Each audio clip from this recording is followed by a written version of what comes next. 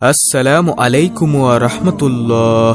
সুপ্রিয় ইসলামের আলোর দর্শক মণ্ডলী, আশা করি মহান আল্লাহ রব্বুল আলামিনের অশেষ রহমতে আপনারা সবাই ভালো আছেন। প্রিয় দর্শক, সকল প্রকারের রোগ ব্যাধির উৎস ও এই সকল রোগের নিরাময়ের কথা পবিত্র কোরআনের বিভিন্ন আয়াতে স্পষ্টভাবে বলে দেওয়া হয়েছে। এসব আয়াতকে বলা হয় আয়াতে শিফা, অর্থাৎ রোগ নিরাময়ের আয়াতসমূহ। সুবহানাল্লাহ। এর মধ্যে সূরাতুল ফাতিহার কার্যকারিতার কারণে এর একটি আলাদা নামকরণ করা হয়েছে, আর তা হচ্ছে সূরাতুশ শিফা।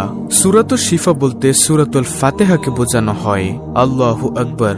যাই হোক প্রিয় দর্শক, আজকে আমরা সূরাতুল ফাতিহার সাথে সূরাতুল ইখলাস এবং আয়াতুল কুরসির সমন্বয়ে একটি বিশেষ আমলের পদ্ধতির কথা আপনাদেরকে জানাবো ইনশাআল্লাহ।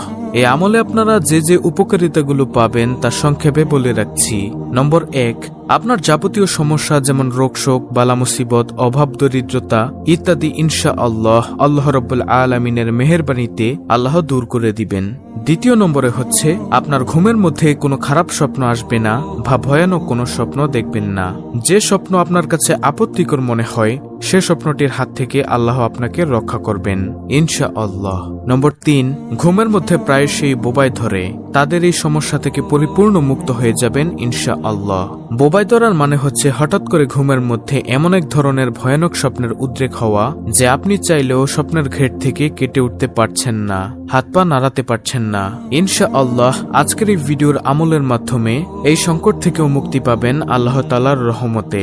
যাদের অস্বাভাবিক স্বপ্নদোষ হয় তাদের এই সমস্যার সমাধান হবে ইনশাআল্লাহ। 5 নম্বরে হচ্ছে নিয়মিত ঘুমের আগে এই আমলটি করলে দুশ্চিন্তা থাকবে না এবং বিপদ আপদ কম আসবে ইনশাআল্লাহ। 6 নম্বরে হচ্ছে সকালে ঘর থেকে বাহির হওয়ার আগে পরিবারের সদস্যদের এটি পরে ফু দিয়ে বের হলে আল্লাহ তাআলা বিপদ আপদ, মুসিবত, আসমানি বালা, জমিনি বালা যে কোনো প্রকার মুসিবত থেকে পরিবারকে হেফাজত করবেন। 7 নম্বরে হচ্ছে আল্লাহ শয়তান থেকে হেফাজতে রাখবেন, দরিদ্রতা কমে যাবে, মনের আশা পূরণ হবে, মনের সকল জায়েজ ইচ্ছা পূরণ হবে ইনশাআল্লাহ। নিয়মিত এটি পরে বাচ্চাদের বুকে ফু দিলে বদ জিনেরা বাচ্চাদের ভয় দেখাতে পারবে না এবং বাচ্চারা হঠাৎ হঠাৎ চিৎকার দিয়ে ওঠার সমস্যার সমাধান হয়ে যাবে। গর্ভবতী মহিলারা ঘুমানোর আগে এবং ঘুম থেকে উঠার পর নিয়মিত এটি পরে পেটে ফু দিবেন ইনশাআল্লাহ। আল্লাহ রাব্বুল আলামিনের অশেষ রহমতে গর্ভের সন্তানকে আল্লাহ তাআলা হেফাজতে রাখবেন। নিঃসন্দেহে মহান আল্লাহ অনেক দয়াশীল। এছাড়াও মা বোনদের যে কোনো ধরনের অপবিত্রতা এবং শারীরিক সংকটে আল্লাহ রাব্বুল আলামিনের অশেষ রহমতে এ দোয়ার মাধ্যমে আমল করে ফু দিলে আল্লাহ তাআলা কষ্ট কমিয়ে দিবেন এবং আল্লাহ আমলকারীদের জন্য জান্নাতে একটি প্রাসাদ তৈরি করবেন। সুবহানাল্লাহ। রাসূলুল্লাহ সাল্লাল্লাহু আলাইহি ওয়াসাল্লাম বলেছেন, যে ব্যক্তি শুধুমাত্র সূরাতুল ইখলাস 10 বার পড়বে আল্লাহ তার জন্য জান্নাতে একটি প্রাসাদ তৈরি করবেন।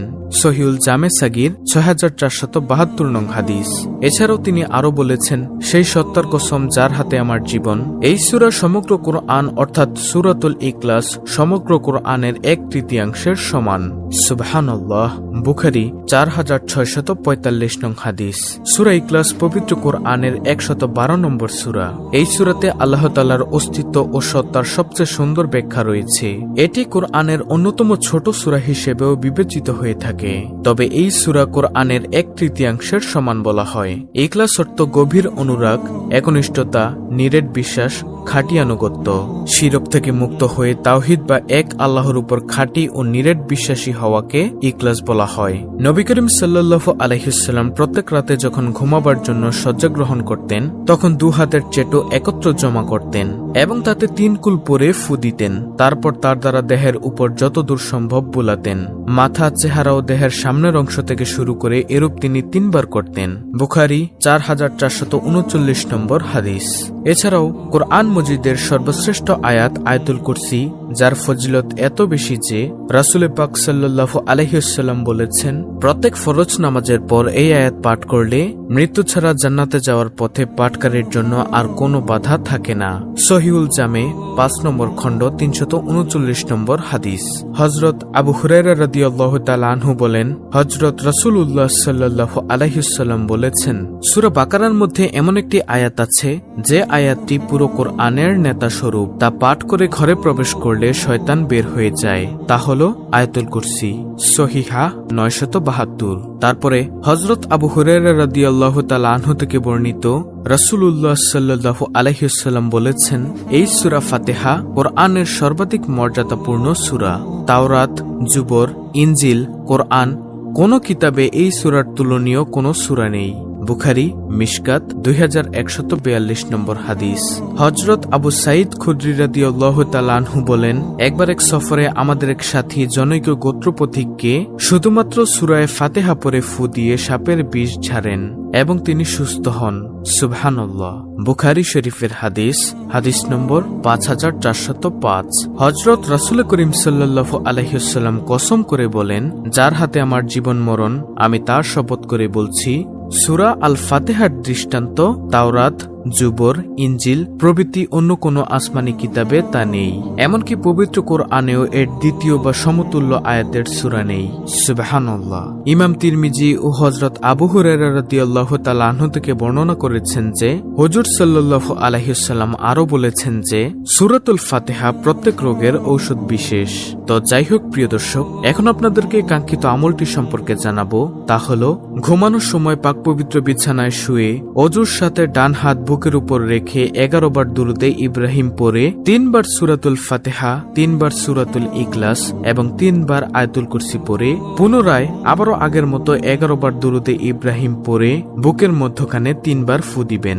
ইনশাআল্লাহ আপনি আজকের ভিডিওতে বলা ফজিলতগুলো অবশ্যই মহান আল্লাহ তাআলার দয়া ও রহমতে লাভ করবেন। মনে রাখবেন, এই আমলটি করে ঘর থেকে বের হওয়ার আগে পরিবারের সদস্যদের ফু দিয়ে বের হলে আল্লাহ আপনার পরিবারকে হেফাজত করবেন ইনশাআল্লাহ। সূরা 3টি আমি আবারও বলে দিচ্ছি। নম্বর 1 সূরা ফাতিহা, 2 সূরা ইখলাস, 3 আয়াতুল কুরসি। ভিডিওর স্ক্রিনে আমলের নিয়ম কানুনটি দিয়ে দিচ্ছি, আপনারা সেখান থেকে নিয়ম অনুযায়ী আমলটি করবেন। তো প্রিয় দর্শক, এই ছিল আমাদের আজকের ভিডিও, অত্যন্ত গুরুত্বপূর্ণ একটি ভিডিও।